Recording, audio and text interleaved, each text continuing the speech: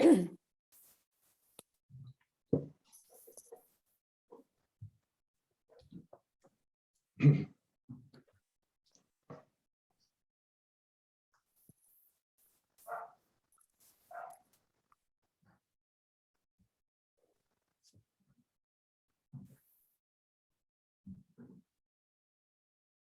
morning, everybody. We'll just give it a couple of minutes to let everybody in. We've got an awful lot of people joining us today.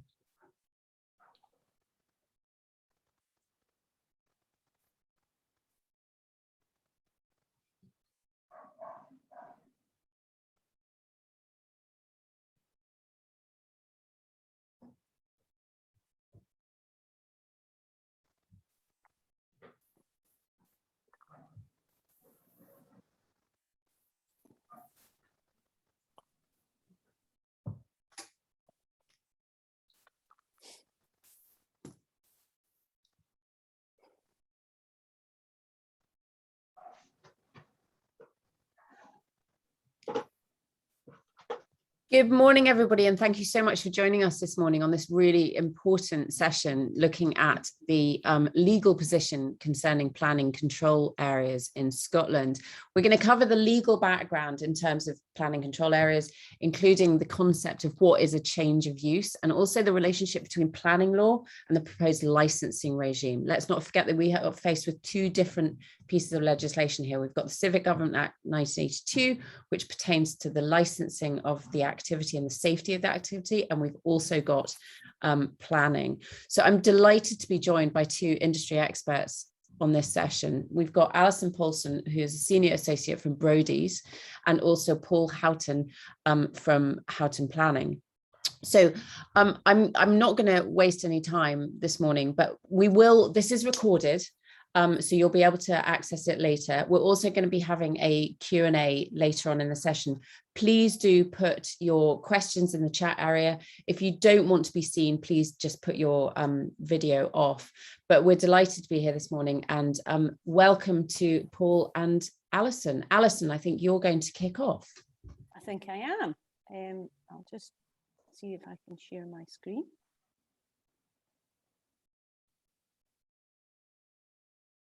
Please share my screen. There we go. Can you all see that? Perfect. A relief to us all. So, hello, I'm Alison Paulson from Brodies, and the game plan for me is to talk about the two streams of control that are coming in for short-term letting. I'm going to briefly touch on the licensing rules because they relate to the planning rules.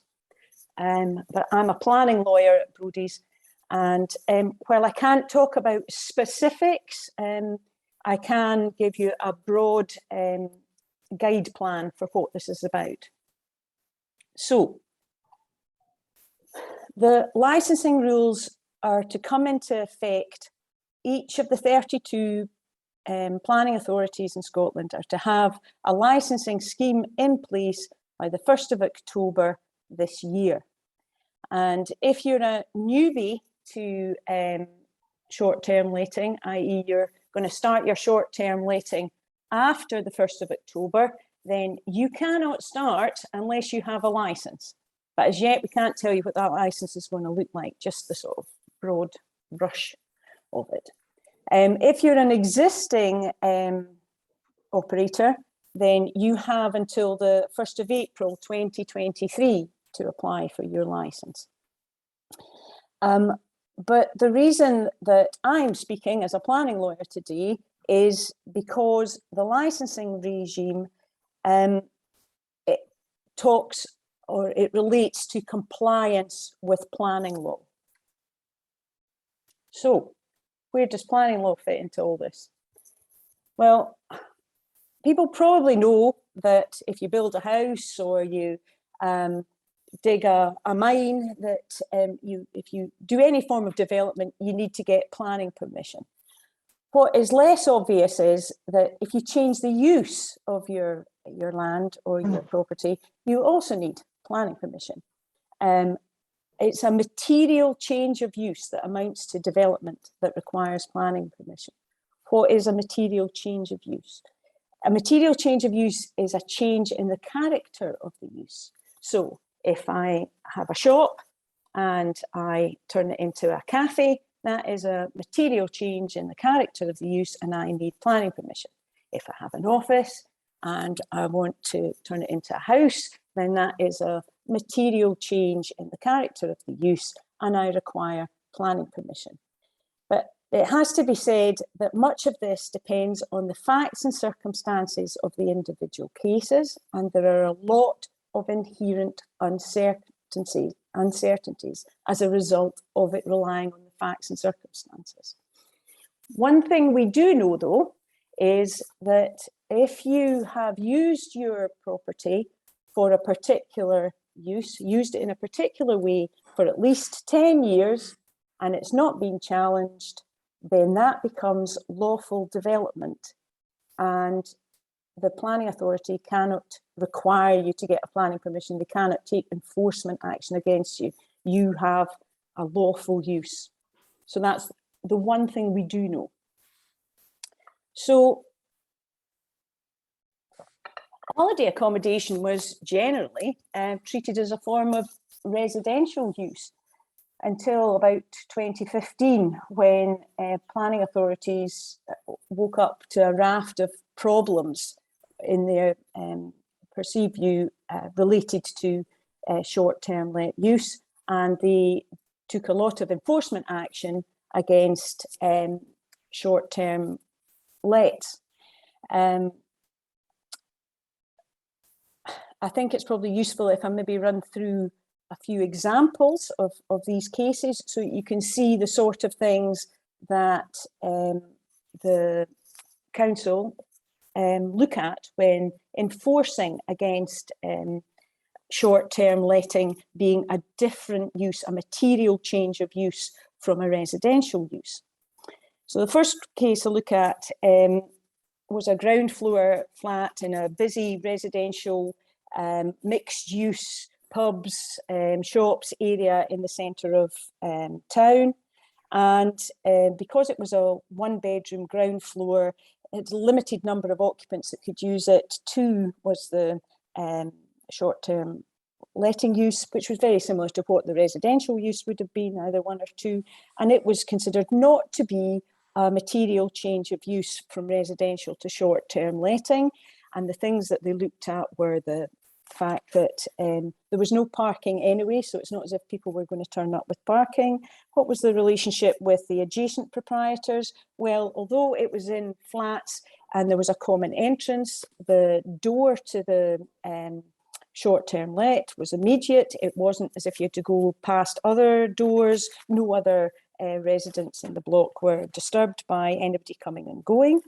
What was the frequency and pattern of the lettings and the arrivals? Well, they might be slightly different than the residential use, but because it was such a busy area of town and it was a very small flat, it was felt that that wasn't a material change. Similarly, there was a lot of waste services roundabout provided by council for lots of different flats. So the additional waste that might have come from the short-term let wasn't considered to be something that would have pushed it over into a material change of use.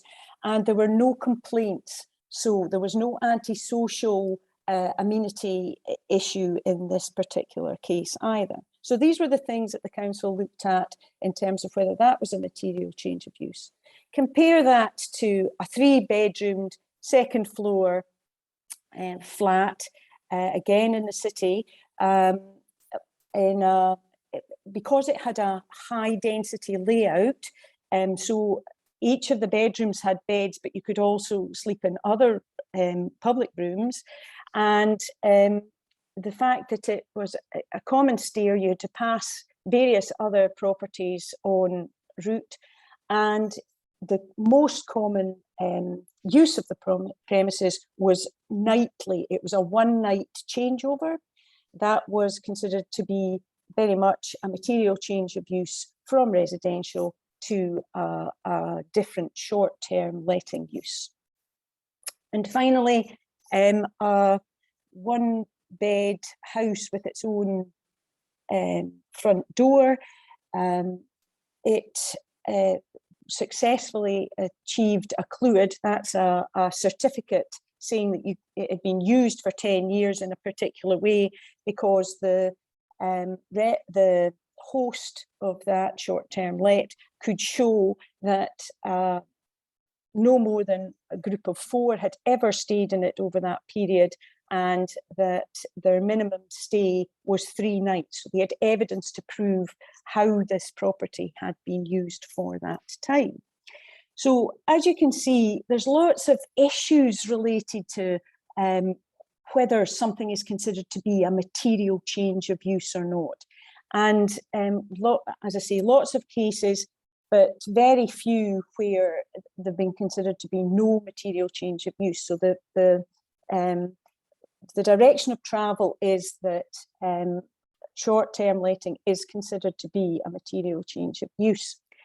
But to bolster that and to make it easier to have what I call low-hanging fruit, the 2019 Planning Act brought into effect the ability for councils to create control zones.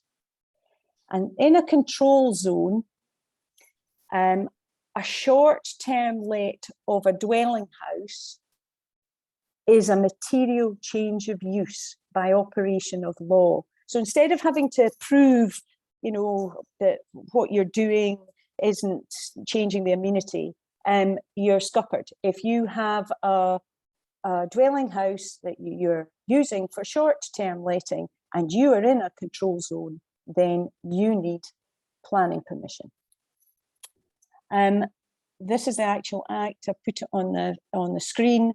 The important words are dwelling house, you're providing short-term lets, and that you don't live in the property or part of the property, that it's a house that's used or a flat that's used for short-term letting.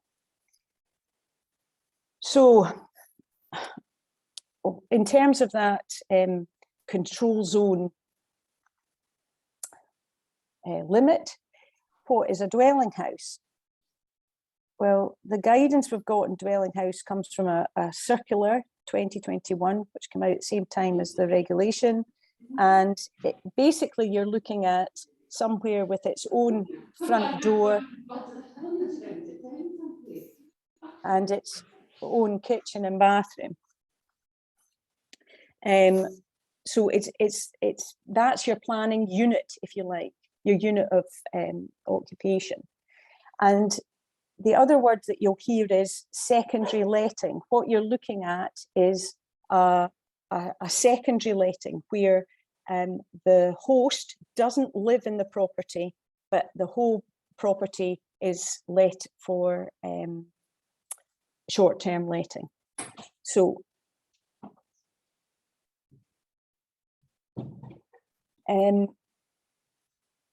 control zones, we don't have any as yet. There are 3 that are in the pipeline. There's Edinburgh, there's Badendorf and Strathspey, and there's Highland Perthshire, the ones that are mentioned. Edinburgh is the furthest ahead in terms of procedure, and we're waiting to hear from the Scottish Government if the whole of the city of Edinburgh is going to be identified as a control zone. And if it is, then as I say, the low-hanging fruit are the flats and the dwelling houses that are used for secondary letting. They're not places where people live.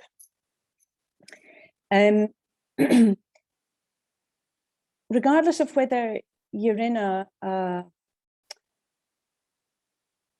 control zone or not, there is a concept of incidental and ancillary uses.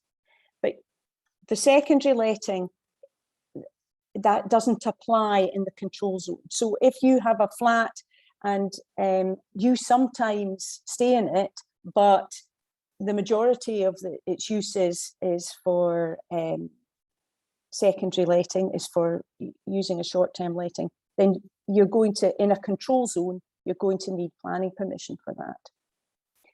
Whereas if you're not in a control zone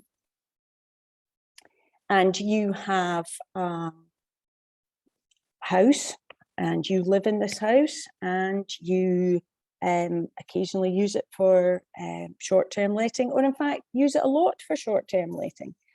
The case that I'm talking about at the moment, the family, when it was only when they moved out of the house to live in neighbouring property that the house that was used for short-term letting, that became the material change of use. The material change of use happened when they moved out of the property, and the property only then was used for short-term letting. The other way to consider incidental and ancillary uses is where you have a property and say in the garden you've got a shed or an outhouse, and that outhouse you use as a gym. And while it's used as a gym and you're living in the house, that's an ancillary incidental use to your residential use. However, as you train as a gym instructor, you start having clients coming to your gym, and before you know it, you're 6 days a week running classes, and 30 hours a week of people coming to the gym in your garden. That becomes a different planning unit. It's a material change of use, and it would require planning permission. So how do you get planning permission? There's two ways. One is an application based on complying with the planning authority's policies, so applying for planning permission based on what they say you're required to do to get it. And the second is a certificate of lawfulness based on what you've done for the previous 10 years. So that's your suitcase of evidence showing that you have used it for 10 years in a particular way and it's not been challenged. So therefore, that is your use. Your material change happened at least 10 years ago. It's important to know that it's actual evidence of use that matters.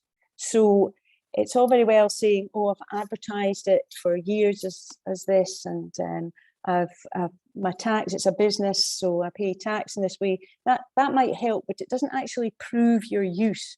What you've got to prove is the records of stay. How often do you have changeover for cleaning? Do you have a guest book that can show? Are there TripAdvisor things? Have you got photographs from people staying with dates on them? Blah, blah, blah, all of that, because it's on the balance of probability that you've got to prove that your property has been used for the 10 years. So you can't have all of your evidence from 2018. It has to go back to 2012 to show that you've used it every year for this purpose. How do the licensing and planning controls work together?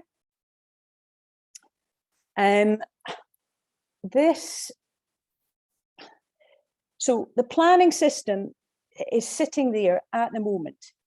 The law is that if you have a material change of use, you require planning permission. If the control zone comes in, then anything that is a single dwelling house that is used for short-term letting needs planning permission. So they're the certainties that we will have.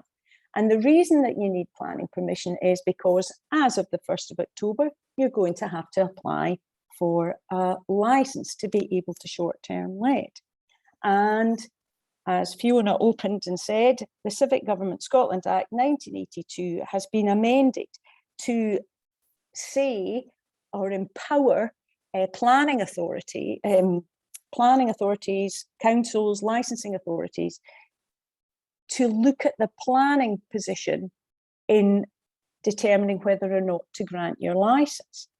Now, it may be that some planning authorities, some licensing authorities are not particularly interested in this. It may be that some actually are. And so until we know what the licensing regimes of each of the 32 authorities say, at the moment, it certainly looks that they can refuse your application if they're not convinced that you are not in breach of your planning. So how do you, where's the certainty there? As I've said, one certainty is if you're in a control area and you're secondary letting.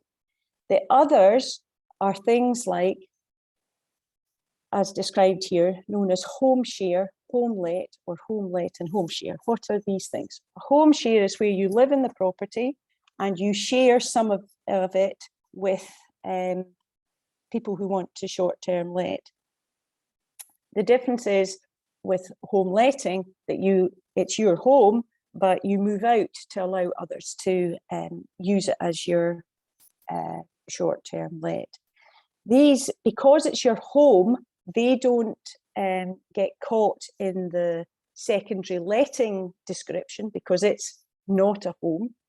But all of these things, in terms of planning law, if the majority of your use, if your main use is short-term letting and not actually living, resident, then the short-term letting element cannot be ancillary to the resident element. The resident element becomes an ancillary thing to the short-term letting main use, or the two things might be similar, in which case it would be a mixed use in terms of planning.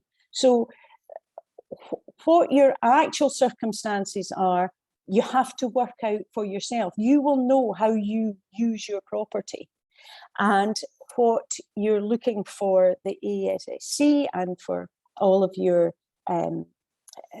advertising platforms and etc. to do is to pressure the local authorities that when they're considering what's required for a license, that they're not looking at what your planning status is. They're just looking to see that you haven't been enforced against, that you're able to use your property in the way that you should be able to use it. But as I say, as matters stand, that's not clear. And at the moment, it looks as if planning authorities could require you to show that you have planning permission for what you do in order to get a license. How do we go about getting planning permission? Well, Paul is going to go on and talk about that. So I thought it was best if I just wind up with a checklist. And my advice is that you check if your local authority intends to designate your area as a short-term control area. If they do, then if your property is solely used for short-term letting, then you are going to need planning permission. If you're anywhere, doesn't matter whether you're in a control area or not, if you secondary let, i.e. you don't live in the property, but you let it out, then that's its primary use and it needs planning permission. If you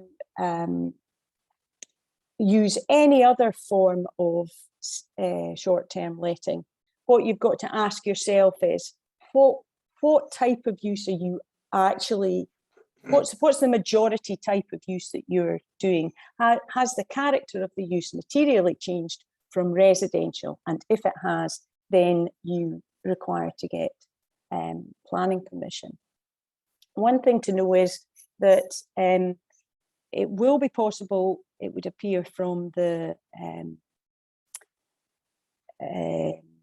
documents that come out with the regulations, that there will be a maximum 6 weeks per year exemption. So for the likes of the Edinburgh Festival or the golf that's been up in St Andrews, if that's the only time that you short-term let your property, then you can apply for an exemption for the need for a license. However, if you're in a control area, any form of short-term letting will require planning permission. So while you might not need a license, it may be that the planning authority would enforce because you didn't have planning permission. As I said to you, the one certainty is that 10 years of use and you can get a certificate, but that sounds easier than it actually is in real terms, because you actually have to have the evidence, as I've said, to prove that you use it. It's not just that you're registered with the doctor there, or that that's where you vote from. Do you actually stay there, or do you really live with your boyfriend somewhere else and the flat is empty? And what's a useful reminder for everyone who's out with a control area, remember there's the temporary exemption. So if you use a property for short-term lets for less than 28 days per year, you don't need planning permission for change of use, but you might still need a license, of course. Right, over to Paul. How do you get planning permission, Paul? Okay, so I'm going to share my screen with you, and what I'm now sharing is development.scot. So this is the centralised system that the Scottish Government set up to submit all and every form of planning application. So for these purposes, that would be a planning application and a certificate of lawfulness. So I'm going to be talking about the planning system, as Alison has, and this is about how you may go about submitting an application to your local authority. This is nothing about licensing, which is a completely separate system. Now, when it comes to submitting applications, that is something that you can do yourself. And the reason I'm going to sort of take you on a quick journey through development.scot, or e-planning as we often call it, is because this website is set up so that you can create yourself your own username with password, and then you should be able to navigate yourself through submitting an application. So the first thing to do is obviously find it. So if you Google e-planning or edevelopment.scot, you'll find the system. And this is the front page of e-development, so it gives you a bit of a start as to how to go forward. The first thing you'll need to do, if you decide to submit your own application, is create a user. Now at this point, what I will say is this system is set up so that you can submit your own application. Certainly I've been having lots of phone calls with people and I've been encouraging them to at least think about submitting their own applications. Obviously, if you don't want to submit it yourself, you can employ an agent. That agent consultant, like myself, it could be an architect, a surveyor, a solicitor, anyone that is a professional and probably has a sort of background in submitting these applications. Submitting applications through this system is something I do day in, day out. So what I'm going to try and do today is just give you a flavour of how it works, rather than take you through sort of every screen that you could conceivably go through. So we're now going to assume that you're going to submit your own application. So you've set up a user. Now, as you can see here, it says, how do I get started? And you'll see, if I go over, you'll see there's a user guide. You can get it here. You can also download it from this point here. My advice would be, download that first, have a look at it. The first section in that will tell you how to set yourself up as a user. Now, once you're a user, you'll see this screen. You'll see that you'll be logged in, and I'm logged in now. What I've done with this screen is I've set myself up as a user, and I just need to go in. So I've just sort of done it as a through one of my sort of usernames. What I've got here now is the first page of e-planning. Again, tells me how to get started. Now, before I leave this page, one of the useful things you'll need to do, whether you're submitting a plan application or a certificate of lawfulness, is you'll need a red line plan, a location plan, a plan that shows your property with your property identified in red. Now, for a lot of you, you'll probably have a plan already if you've got a copy of your legal title. because that comes with a red line plan. If you don't have one of those, you can go on to Registers of Scotland. It's called ScotList, and you can purchase yourself a copy of your title extract, and that will give you a plan. Useful thing for that is it immediately gives you a red line site plan that you can use for an application. If you don't have that, or you don't want to go through the title way of getting a plan, you'll see that e-planning does give you 3 ideas for sites that you can go on to download yourself a plan. EMAP site, Thinkware, and UK Planning Maps, they're all very useful. They can all help you. You'll have to set up with users and purchase an Ordnance Survey map through them. There are other websites as well that you can do that, CenterMaps, ProMap, another couple of examples for doing that, and there's many others as well that you can go through. So first step for everyone, get yourself a red line plan of your property if you don't already have one. Another useful thing to have is a floor plan of your property. You may already have that if it's a recent purchase, and you may have the estate agent's floor plan, that sort of thing. I've spoken to a lot of people who seem to have floor plans available because they previously submitted a planning application, or whatever reason that they'll have one. So if you've got your red line plan and your floor plan, you're in a good place to start with an application. The other thing to have a look at on the front page, is some people ask me, can they submit applications on paper form? And yes, you can. And as you navigate through the system, it does give you that opportunity if you want to download in an application form yourself and actually fill it out in paper. Because of the time constraints, I won't go through that at the moment, but the paper versions are quite useful because they do come with guidance on filling out the individual questions as you go through the process. Another useful thing to have a look at is an organisation called Heads of Planning Scotland have produced guidance. So if you just Google yourself Heads of Planning Scotland validation guidance, something along those lines, you'll see that will come up. And that, again, very similar to Development Scot e-planning, gives you a very good introduction to all the things you need to hand when you start to prepare your particular application, whether that application is going to be a planning application or whether that application is going to be a certificate of lawfulness. Now, whilst I've got this screen open, you'll see on the left-hand side at the bottom, there is a thing called the fee calculator. Now, again, I'm not going to go through that for you today.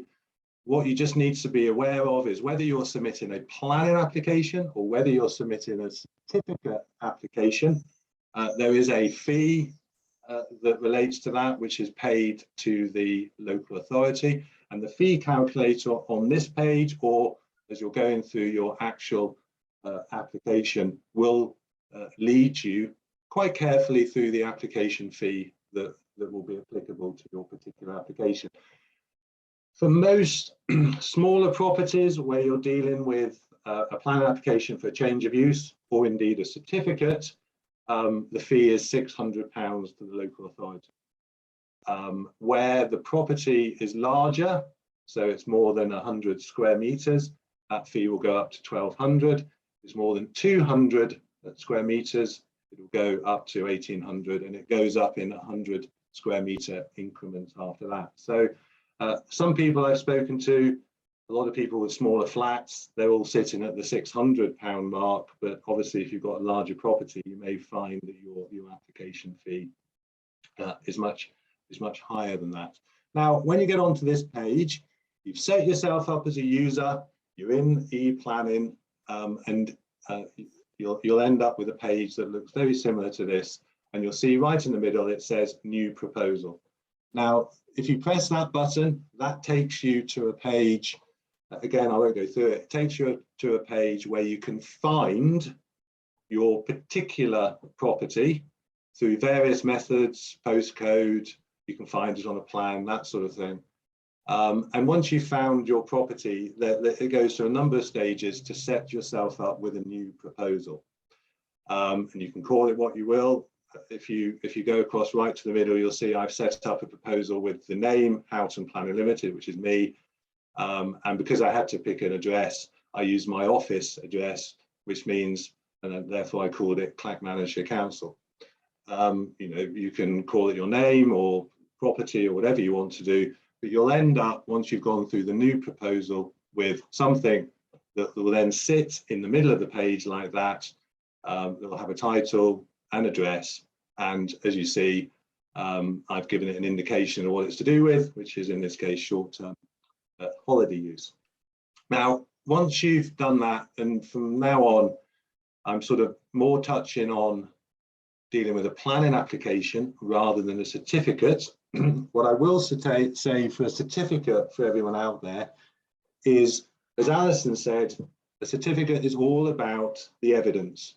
It's all about the quantity of evidence you can come up with, and it's all to do with the quality of the evidence that you come up with. The more evidence that you've got, the better. The more types of evidence you have, the better. And every year needs evidence.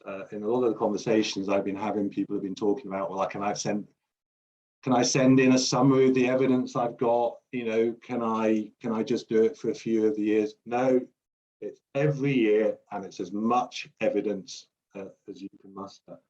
And as Alison said, that can cover everything from your booking details to insurances, accounts, photographs, you know, people that made nice comments about you, and you know, and the fact when they've stayed in the property, and everything else besides, including a statement from yourself that, you know, when it started and all sorts of things. And I've certainly talked to a lot of people through, you know, how to muster that evidence to put them in the position to be able to apply. So don't shortchange yourself with evidence. It's the time-consuming part of that process, because all your evidence needs to be put together. It all needs to be documented. Eventually, you're going to have to upload it all to this website if you're doing the application yourself, which means this website works better with PDFs. So that means all your evidence needs to be sort of put together. It all needs to be PDF'd. And as I say to people, it all needs to be produced in a way that you're taking out personal information and data, because we're all now working in a world where obviously, you know, you have to redact out people's sort of personal information, whether that's addresses, names, signatures, and that sort of thing. E-planning does not work. It doesn't do it for you. So as I've said to a lot of people have sent me their evidence, and I've said, you're going to have to go out, take out that personal information, take out those signatures and all of that. You know, that's where the time consuming part of putting a certificate application comes from. But once you've got all that evidence together and you're doing a certificate, then my only other advice is chop it up. You know, don't end up with big PDF files. E-planning currently works with a 5 megabyte limit for an individual document. They are talking about putting it up to 10 megabytes and higher. At the moment, my advice to you is collect all your evidence, chop it up into 5 megabyte PDFs, and then you may end up that you've got 20 PDFs, you may end up you've got 100 PDFs. And then a lot of the time with doing a certificate on e-planning is obviously going through the process of uploading all of that information. What I've done here is I've told the system when I set up my new proposal, I wanted to submit a plan application. So if I open it up, you'll see that when I went through that process, I said to the system that I wanted to put in and apply for planning permission. So as you can see on this page, if I press the button, you'll then see I come into a page which is the individual items that you need to start getting together for your particular plan application. And again, I won't go into every single one of these pages. I'll just now give you a brief sort of introduction to what they mean and the sort of things you need available to you, sitting on your computer as PDFs and other information that will allow you to complete these particular sections. Now, the main details is what you expect. It's things like the name of the applicant that you're going to apply under. Some people apply under their name, some people apply under a company name. It then asks you if you've got an agent, you know, the details that you want to put in as the agent. Obviously, if you have an agent working for you, they'll be doing all this for you anyway. A lot of the other questions then are related to what are you applying for? Well, for most of you, you'll be applying for a change of use to a short-term holiday let. What you will find is that most local authorities will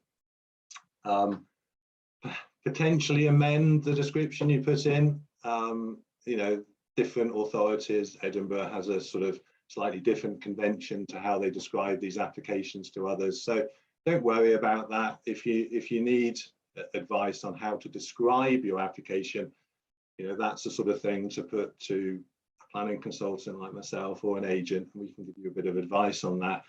A lot of the other questions are things like, it asks you weird things like, well, not necessarily weird, about drainage, and are there any trees on the site, and are you related to any councillors and things like that. And they're all fairly straightforward questions.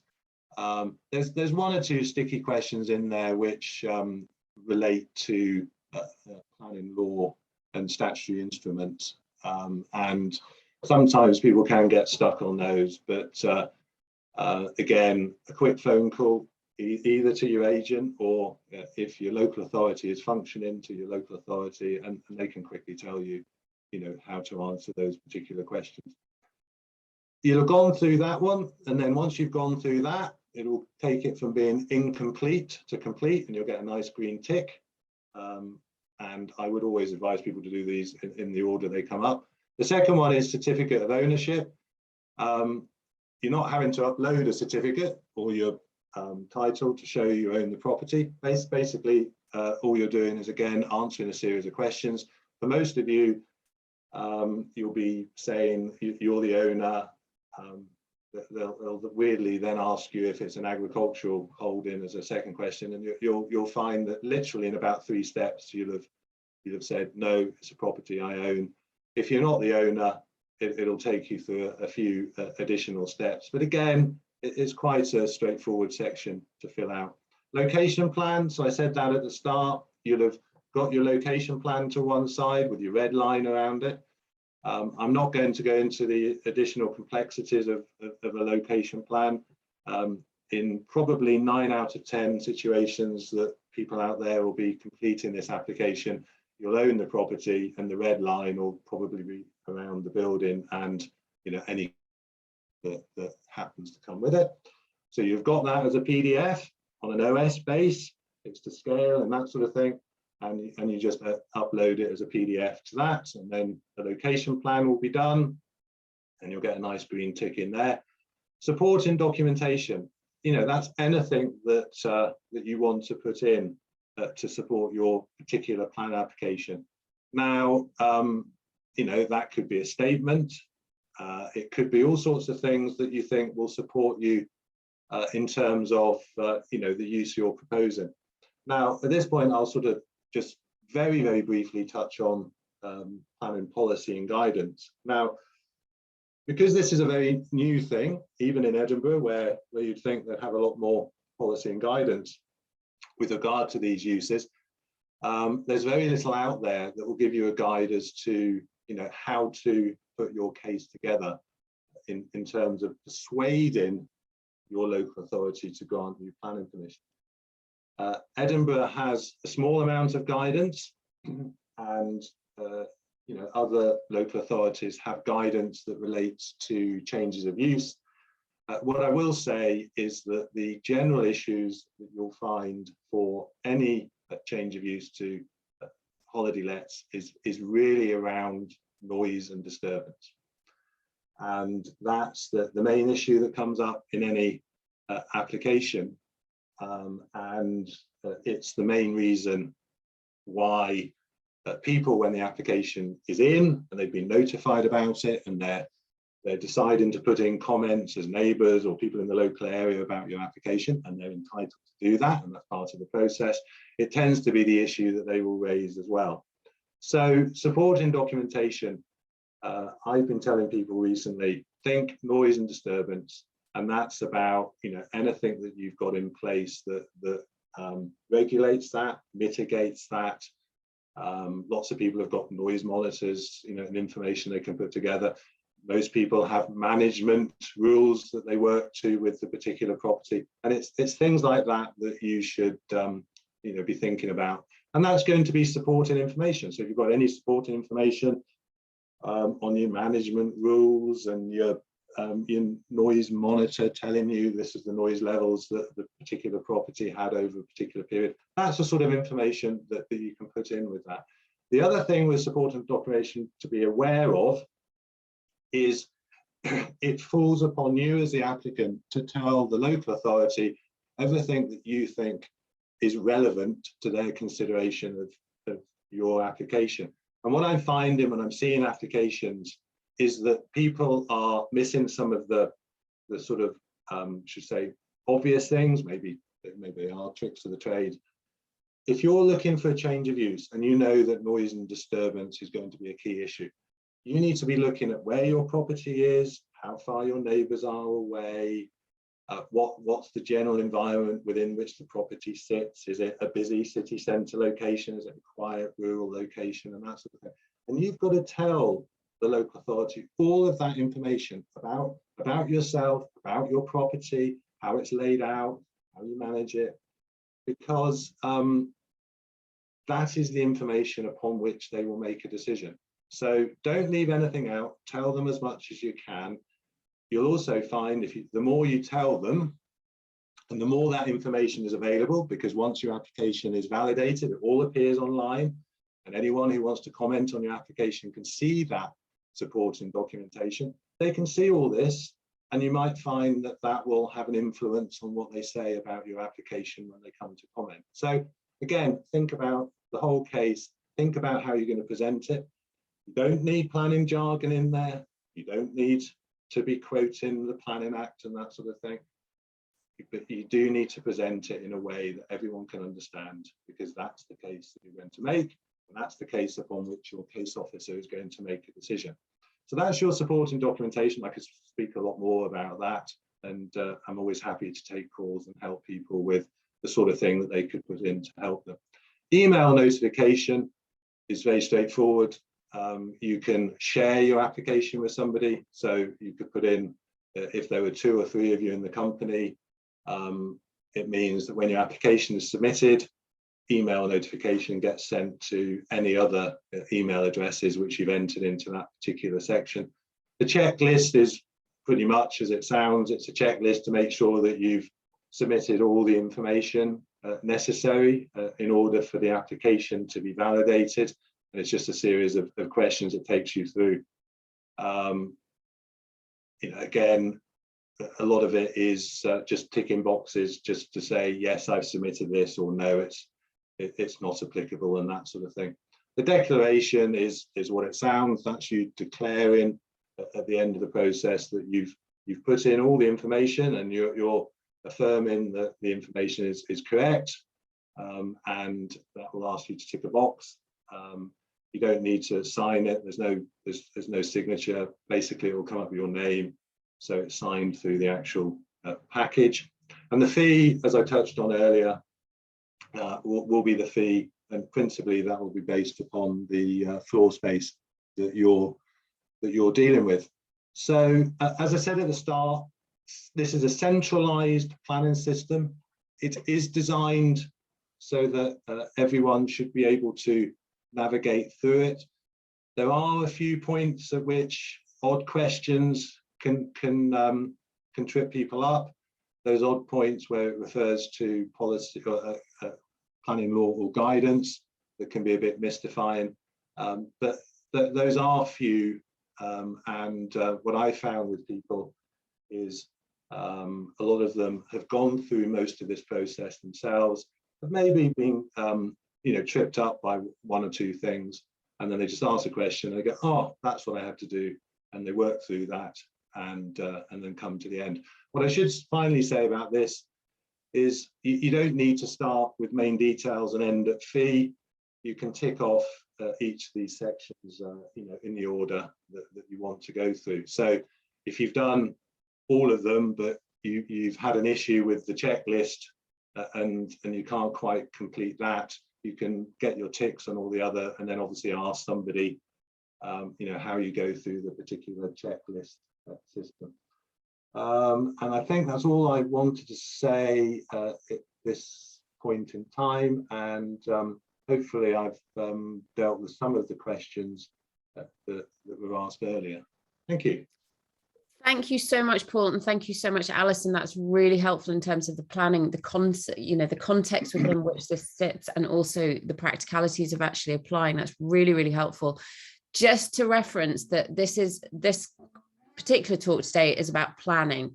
So planning and licensing, we've got to remember, are two completely different things. Now, if you're in a planning control area, yes, you will require planning permission or a certificate of lawfulness if you're secondary letting. But if you're not, you will not necessarily need to apply for planning permission. So don't all jump into the e-portal and start getting planning permission if you don't need it. We will obviously, we've got loads of questions actually coming in. So what we're probably going to do, we will answer as many as we can at the moment, but what we'll do is we'll harness these questions and then publish the answers on our website, on the SSE website later on, just to help. The other thing is that, in each situation, there are some really interesting questions coming in. Every single different circumstance is different. So if you are concerned about your particular circumstance, if you are thinking about whether your bothy is attached to your house and what does that mean, and where is your red line, and et cetera, please do speak to Paul. He is, our trusted advisor in terms of all things planning. So if you're concerned about your particular requirements, then do seek advice. But as Paul says, if you're comfortable with the evidence that you have, just go for it. It shouldn't be a complicated process. That is the point of the planning e-portal, is that it is there to make it easier for you to apply for a certificate of lawfulness or planning permission. So in terms of practicalities, Paul, Alison, if you know that the planning control area is likely to be implemented, and we don't know whether they are going to be implemented or not, we did understand that the Scottish Government was going to either ratify or disagree with planning control areas in Edinburgh back in June, but that hasn't come through. So we will, as soon as we hear anything, we will obviously let you know as soon as possible. But in the meantime, if we can assume that, say, for example, Badenoch and Strathspey and Edinburgh are going to be a planning control area, should people start applying now? When should they start applying? Should they go for a certificate of lawfulness? Paul, what's your advice? Okay, so the advice I've been giving people on that is, if you can apply for a certificate of lawfulness, start putting the evidence together now. It'll take you a while. And if you're in Edinburgh or Badenoch, Strathspey, I would actually suggest putting in your certificate applications now, or certainly preparing to get them in. What I'm telling people with a planning application is to wait a while. The reason I'm suggesting is to wait a while for those areas is let's see what comes out when the licensing guidance comes out. Let's see what comes out. Is there going to be any additional planning guidance that comes out at that particular point? So this is for areas that may be subject to control areas. I'm suggesting if you can submit a certificate, go now. If you need to submit a plan application, wait a while, because I think there'll probably be more guidance that will be coming out shortly, probably related to and as part of guidance on licensing. If you're in the rest of Scotland, I'm saying to people, if you want to get a certificate, again, start preparing that. You're not going to lose anything by putting that evidence together. But again, for the rest of Scotland, I would say get your evidence together for a certificate, but maybe wait a while, see what your particular local authority says by way of planning on its licensing form. And we should know, again, what they're going to say about planning in the next few weeks, prior to the licensing system coming up. But it's worthwhile getting all your evidence together in the rest of Scotland outside of a potential control area, so you're ready to go if you need to. And again, for the rest of Scotland, I'm saying, if you think you need to apply for planning permission, just wait a while. Let's see what comes out when that licensing guidance comes out in the next few weeks, and see if you need to worry about it. Because obviously, if you don't need to worry about it in the rest of Scotland, don't worry about it. If you're in a control area or a potential control area, then as I said earlier, I'm telling people, wait a while, let's see if there's more guidance. Some people have gone early. The main reason people have gone early is they're a bit worried that the system is going to collapse under the sheer weight of applications that are going to be received. Well, that potentially may happen, but I would still tell people to wait and see. It's early days at the moment. With everything going on, you know, there's not been a lot of guidance issued yet, so waiting is a good thing to do. I would also add that if you're aware that there are complaints, or you're aware that there's a housing issue in your area where you are short-term letting, then there are going to be, the council is going to be more concerned about uses than in areas where there aren't complaints and there aren't pressures on locals getting housing. And it's, if the council are interested, then, as I said, the planning system exists anyway about material changes of use, and what you don't want is enforcement action taken against you. So sometimes it's better to be on the front foot rather than the back foot in that respect. That's the only rider I would have to anything that Paul has just said. I mean, there's some of the points here that I can see in the notes. Somebody has said, well, you know, Highland Council could end up with you know, potentially, you know, hundreds or thousands of applications. How will it cope? Well, yes, that's certainly true, and clearly the licensing system will also you know, potentially end up with thousands of applications. It'll you know, the system is certainly creaking at the moment, even with, this is the planning system, even with the level of applications it's currently got. So, but there are ways and means.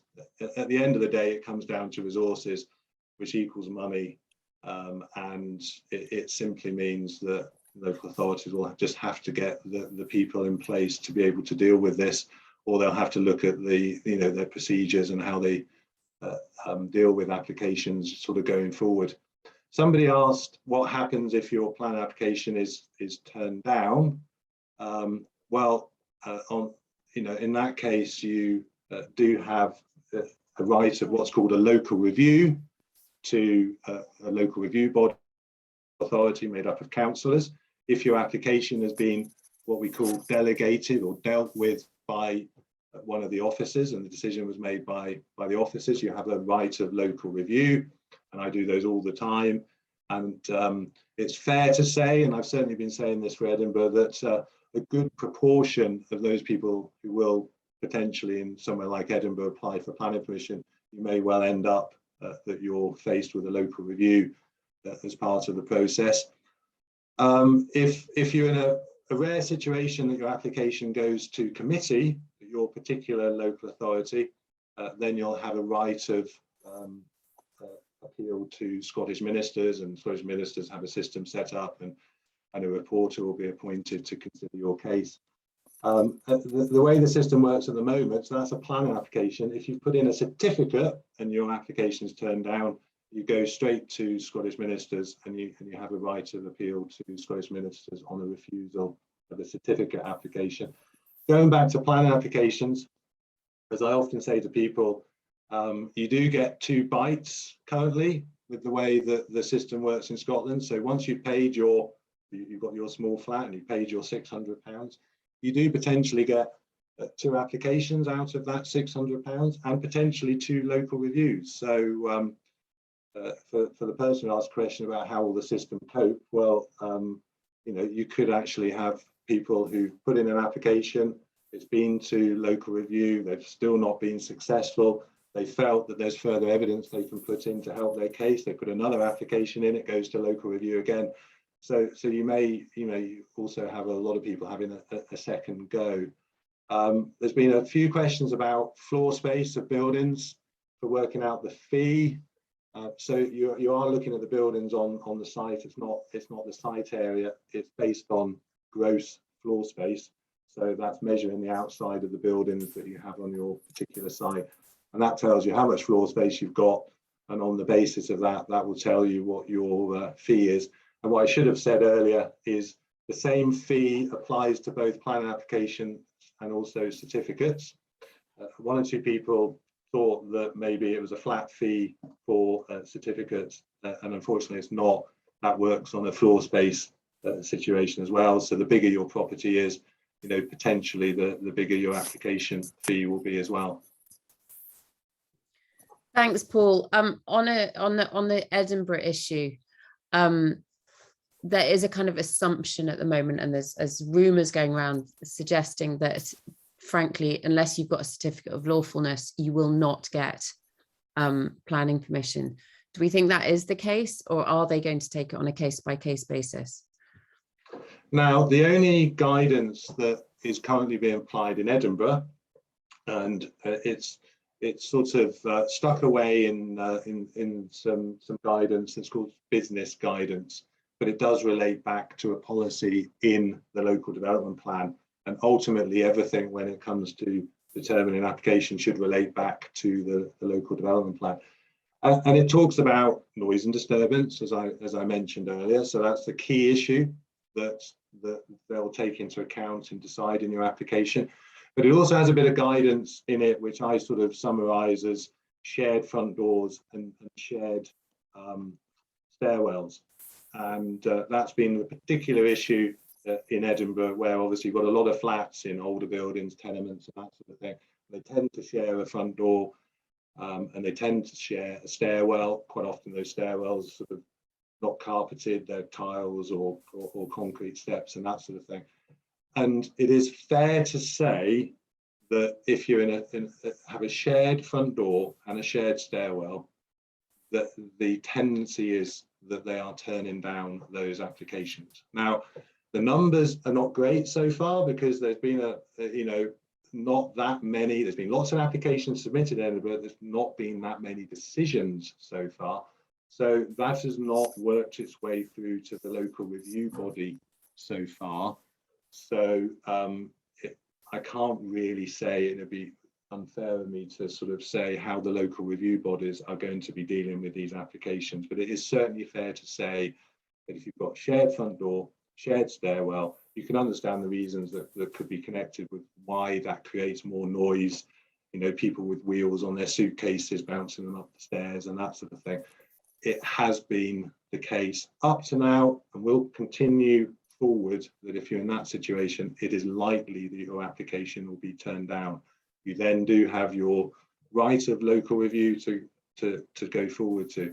What I would also say, and I sort of touched upon that earlier, a lot of those applications that have been turned down, the applicants are not doing themselves any favours, because they're assuming that their case officer will do a site visit. They're assuming their case officer will give them, will fill in the gaps in their cases, will give them the benefit of the doubt, that sort of thing. So a lot of those applications are a bit bare in terms of the support and information that is going in. I am not seeing people describing the local area. How noisy is it? Is it a mixed commercial area? Is there a lot of nighttime noise going on? I'm not seeing people submit noise evidence, you know, if they have a noise monitor in their property. I'm not seeing people putting in their management rules and guidelines that they're working to on the property. Now, if you don't put in that information, it's unlikely that your case officer, faced with potentially hundreds of applications, is going to come back to you and ask for it. They are simply going to go, well, here's a property, it's a flat in a tenement, it's got a shared front door, it's got a shared stairwell. Can't see anything that's been submitted that says how that's going to be mitigated, or how noise and disturbance is going to be managed. That's a refusal. So getting that support and information together is key to improve your chances of success.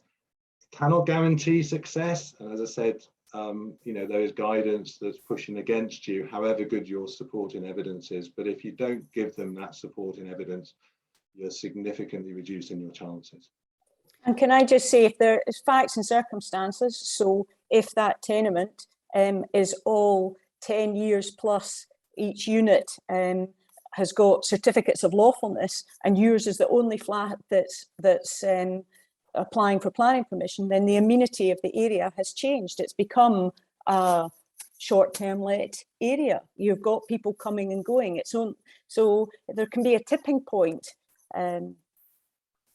with planning applications and certificates of lawfulness. They're based on different things. Certificates of lawfulness are due to your track record, what you've achieved. So if you can achieve that, if you can show that you've done it for 10 years, then they can't refuse. They can't say that you can't use it for that purpose. And if there were enough of them, then it may be that the amenity element wasn't so different by you applying for planning permission for your flat. But maybe it is. Maybe it would be the tipping point. So that's why I'm saying it's all facts and circumstances, and all we can do is give sort of things to think about and make sure you really understand what your particular circumstances are as opposed to anybody else's. There was a question on here just very quickly where somebody is saying they received planning permission to convert buildings into holiday accommodation, and they've been running it for that ever since. Obviously, if you've already got planning permission, you've got planning permission. And if you've got that planning permission and you've, maybe it was 10 or 13 years ago and you've been using that property for that purpose ever since, that is your planning permission. That, you don't need to apply again.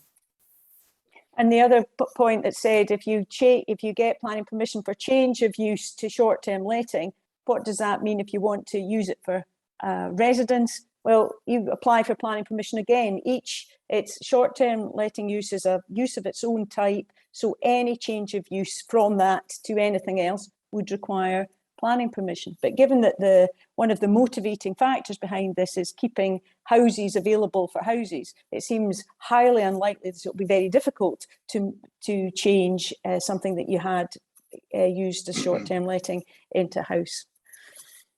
That's there's exactly another question. So there's another question, because this always comes up and someone's mentioned it here, which I sort of call the quota policy. That rumor has it out there, maybe through social media, that in areas where there potentially will be control areas, there's going to be some sort of quota brought in. All I can say on that is that there is no quota policy currently in planning guidance in anywhere in Scotland that relates to this particular type of use. That's not to say that local authorities may not bring in new policy and guidance, which is why I said earlier about waiting to see what is said. But what I will say about planning policy and guidance is there's a whole process that local authorities have to go through if they're going to bring in new policy and guidance. It's not simply the case they can publish it and there it is and it's come into effect. There's a whole consultation process they have to go through. It obviously has to go to committee and get sign off. It then is consulted upon. It then goes back. Potentially, it may also need the Scottish Government to agree it as policy and guidance as well. So, that can all take many months. And at the moment, nowhere in Scotland is there such a thing as a quota policy when it comes to short-term holiday lets. It is a thing in planning. It is something that relates to, other uses. Some have it to do with student accommodation, some to do with HMOs. It's quite common with regard to retail uses in town centres. So it's not an unknown thing in Scotland.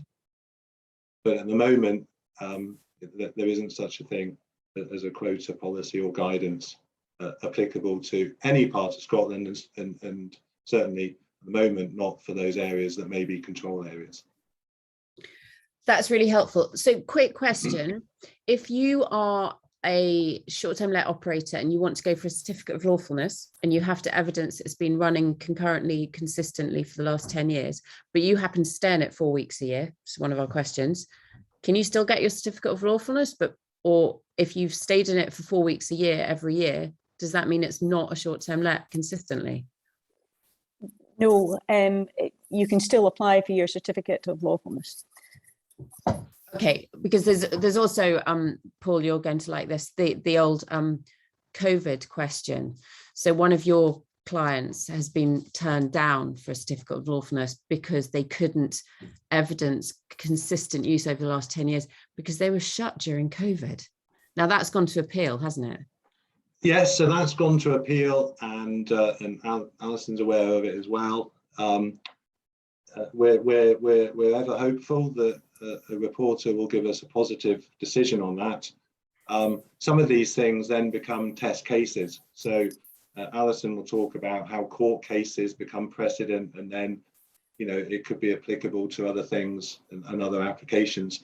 But equally, if you have a good positive appeal decision, that could then be a precedent for other people. So again, that's probably something of more general interest, and probably if we, fingers crossed, get a positive outcome, it will be something that will probably get circulated through the association, because that will be applicable. Yeah, absolutely. And on that point, you know, if we do start seeing decisions being refused, or you know, any of these kind of big test issues, we will take that up, and you know, rest assured that we will be working with Paul and Brodies to, I mean, just on that, and again, when I said earlier about give them all the evidence, don't leave anything out, that's a very good point, because I'm still seeing people that are assuming that their case officer is going to go, well, it was a pandemic, of course they had to close. No, you have to tell them that. Now, that seems odd, but you need to download that government information. You need to submit that with your application. You need to tell them